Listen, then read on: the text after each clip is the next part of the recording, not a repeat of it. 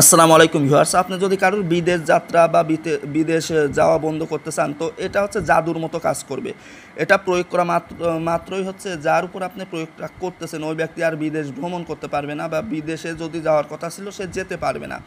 এছাড়াও এ প্রক্রিয়ার মাধ্যম দিয়ে আপনি যে কোনো ব্যক্তিকে বিপদগ্রস্ত করতে পারেন। অর্থাৎ বিপদগ্রস্ত বলতে, এটা যার উপর করবেন সে ব্যক্তি কোনো কাজে সফল হতে পারবে না, সকল কাজে শুধু ব্যর্থই হয়ে যাবে এবং চারদিক থেকে হচ্ছে বিভিন্ন ধরনের বিপদ আপদ এবং বালা মুসিবতগ্রস্ত হয়ে যাবে।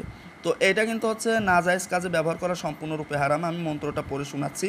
তাকফি শয়তান, মালফি শয়তান, মাজাহেব শয়তান, সুলতানি, তাসাররুফাতি ফুলান বিগয়রি মালিক জালকানি, খারিজ হুয়া আম্বাগি কুল্লি আমাল তাফসালি ফুলান জুহুদি কাফানু তাকফি শয়তান বাউতালি।